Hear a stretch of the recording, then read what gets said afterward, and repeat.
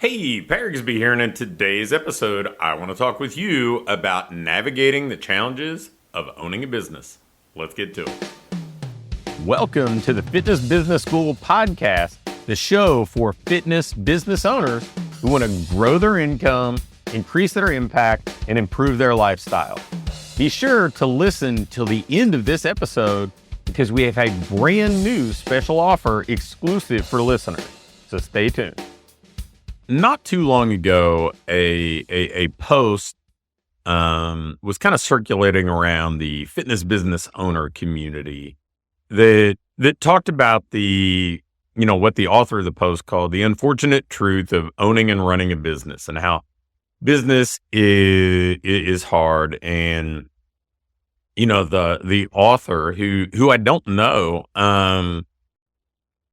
detailed a number of the maybe unknown or maybe lightly understood challenges with running a business, and it got plenty of attention. When I'm recording this, it had been shared like 7,000 times, and it was a small like a training facility owner. And I kind of stumbled across it because some of the people in our coaching programs had shared this post, and some of them are really, really successful business owners that have done extraordinarily well, and they shared it. And I thought, I pretty much agree with all the challenges of running a business that were listed there. But I also think that as the business owner, there are ways that we can set ourselves up to avoid many of those things. And in hindsight, I owned my first business in 2004, and had a business partner or business partners in over 20 different businesses following that. Everything from health clubs to award-winning franchises, equipment companies, you name it. And probably a shade over a decade ago, I kind of hit a wall and was feeling maybe frustrated or just burned out or whatever else with business ownership. And seeing that post, it kind of brought me back to a little bit of that, and just made the decision to move on from some of the things that I had been doing previously. Actually, most of the things I had been doing or been involved with previously, and exited most all of those endeavors and started fresh. And the idea was to create my quote unquote ideal business. And I fully understood that would require building or creating. I didn't just get to have my ideal business. And to be fair, an ideal business isn't something that, is perfect. It's not some utopian thing. It's more of it's more of a, hey, this is a business that I enjoy owning. I think of it almost like a family member, right? It doesn't mean you're not going to have disagreements with a family member. Doesn't mean you're not going to get frustrated from time to time, but you love that family member, and you couldn't, and you probably couldn't imagine your life without them, right? So that's kind of where I think an ideal business fits in. So, I organized some thoughts and shared some of them in a couple different settings, and I thought I would share some of that, some of those insights with you during this episode. So the first is, I think, to have a business that you enjoy owning, you've got to be decisive. You've got to say, okay, I am going to take responsibility for these things. I am not a victim. And I think that sometimes that's where the root of the problem really lies, right? Somebody opens a business and they're doing it almost reactively, right? Like they think, well, hey, I don't like working this place, so I'm just going to leave and do my own thing. And some of it is just that kind of naivety or arrogance or whatever else, thinking, oh, I can do it better, without understanding all the things that go into being a business owner. But when you're a business owner, you're essentially saying, I'm taking responsibility for these outcomes. I am the one who is responsible, whether we win or lose, whether we're profitable or not. And, nobody's coming to rescue me. And that is something that I don't think a lot of people embrace, but perhaps, if they did embrace that, it would alleviate a lot of the problems, because you do get to decide. You don't have to decide, because you don't have to own a business. You get to decide, and you get to decide your pricing. You get to decide your model or the format by which you're going to serve people. You're going to decide who your target market is. You're going to decide your schedule, and you're going to be the one who establishes this stuff. So there are, a couple sides of this that I want to touch on a little bit, right? So the first one is that avoidance of the victim mentality. There are so many people that I run across that want to tell me how this agency didn't do a good job, or their employee didn't do a good job, or the market was bad, or something else, instead of saying, wait a minute, I'm the one who hired the agency, or I'm the one who hired the employee. Did I set them up to succeed? Was I clear on expectations? Did I just hand off responsibility without managing it? The market is what the market is. Are you meeting the market where they are? And the people who are successful take as much control of their own destiny as they can. The people who are unsuccessful, frankly, I've yet to meet a business owner who takes a victim mentality who has sustained success. It doesn't mean they can't have any success. It means sustained success, that they thrive in different environments. They thrive as circumstances change. Because I think anybody can catch lightning in a bottle, right? Like, you can catch one new marketing tactic while it's on the way up and ride that wave for a little bit or something like that. But if you want to have sustainable success, you can't be a victim. You can't sit around and blame everybody else for the business that you chose to own and you choose each and every day to continue to operate. So just shedding this whole victim mentality would probably be that first kind of leg of you decide. And then the second one is you have to establish your own guardrails.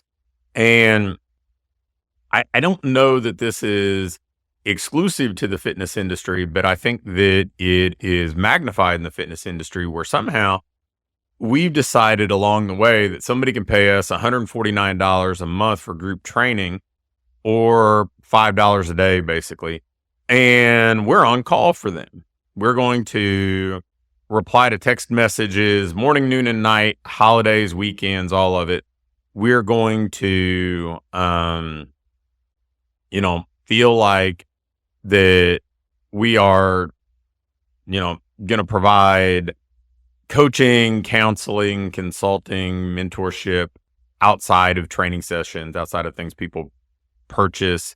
We're going to work any hour that people want us to work. We're never going to, detach from our business. And man, I don't know a whole lot of other businesses that operate that way. There are plenty of people who plug their phone in at night in a different room and don't feel like they have to respond to text messages at all hours. There are plenty of people there are plenty of practitioners and service providers that take Monday off or take Friday off. There are plenty of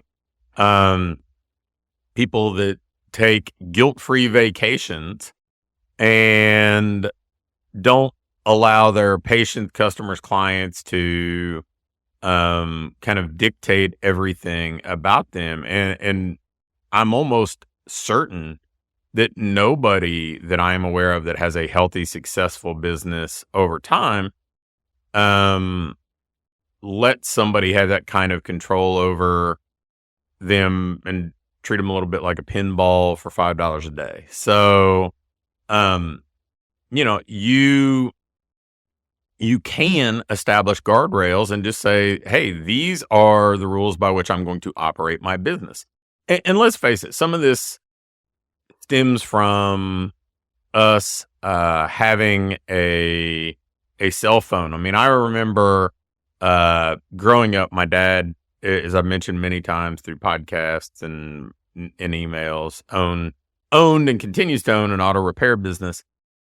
Well, for years, he was not somebody who was going to have a cell phone or anything like that. I mean, they were not just normal public things for most of my time growing up, right? Like you might see them in a movie or something, but I don't remember customers calling our house all hours of the night saying, do this for me, or do that for me. And if somebody did, there was an answering machine or the phone would ring. You weren't on call the way people behave now with a cell phone.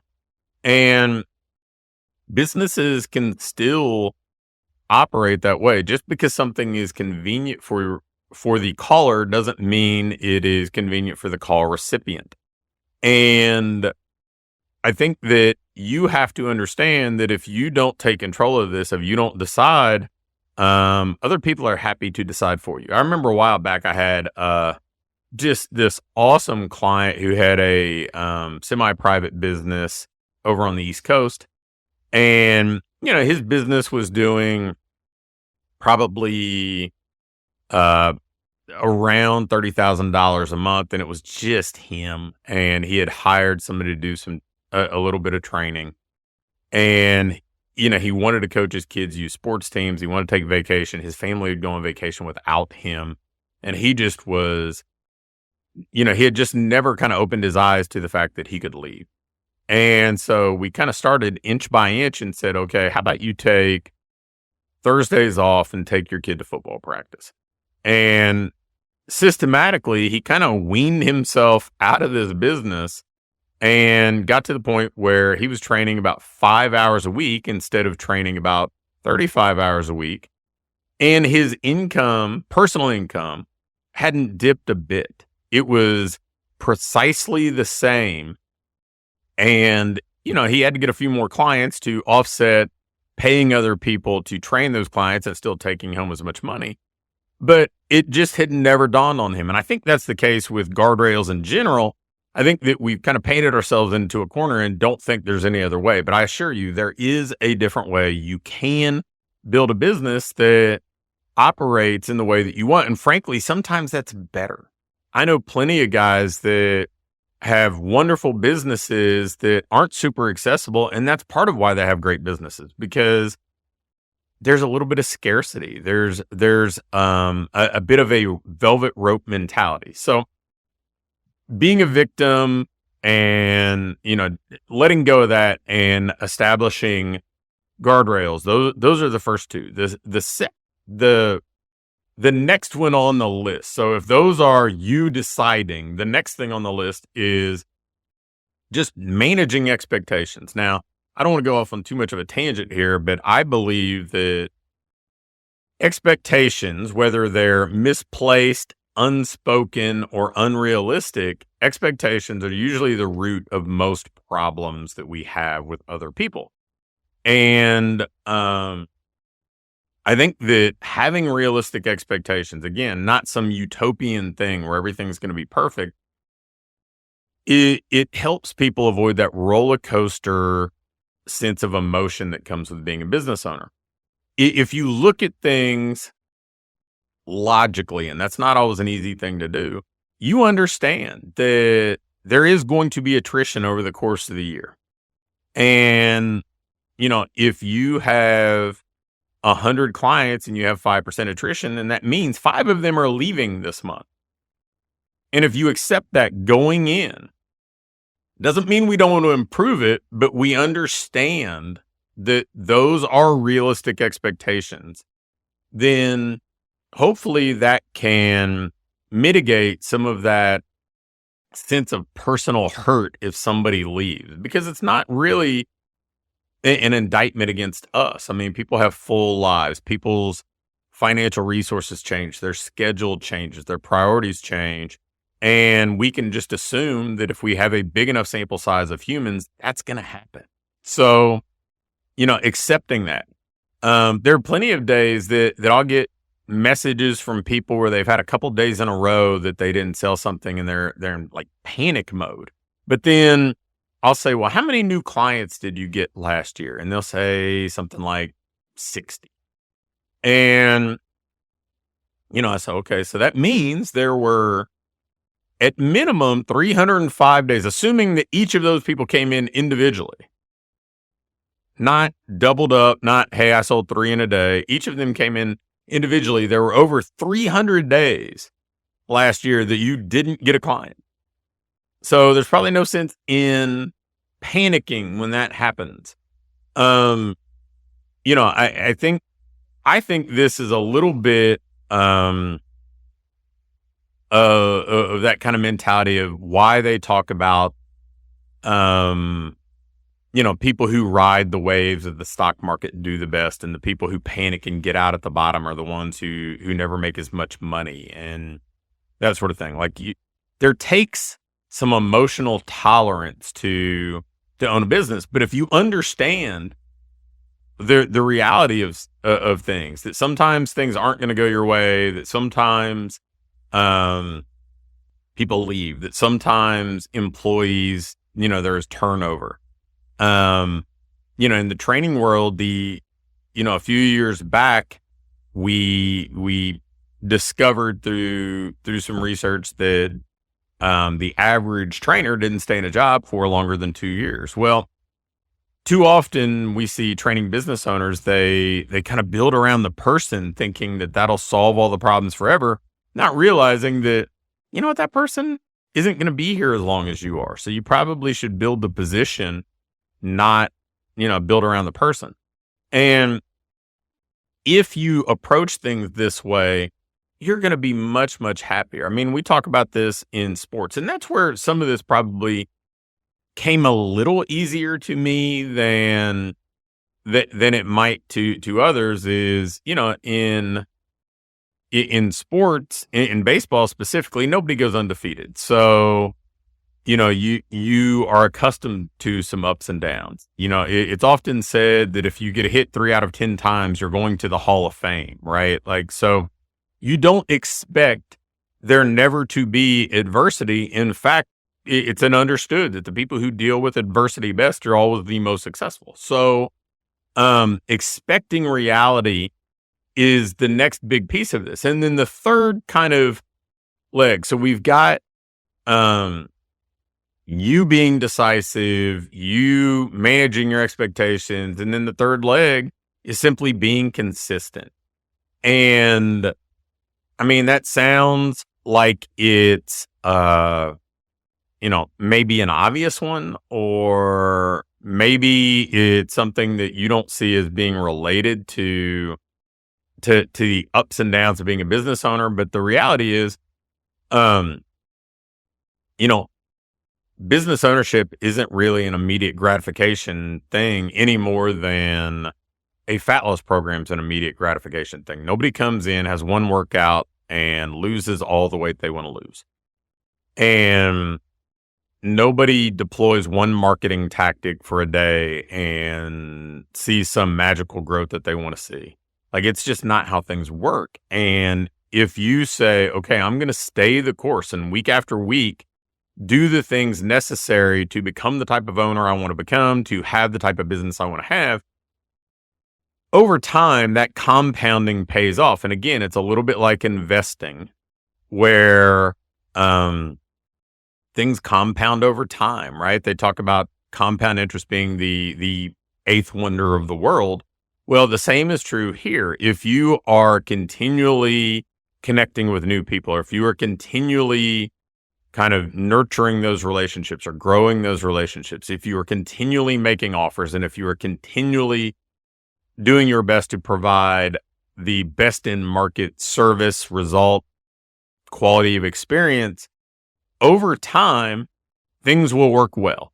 Now, you may kind of shake your head when I say this and say, but they haven't or whatever else. Well, I would say that if we were doing a deep dive on your business, sitting here in my office, some of those things you probably weren't consistent on.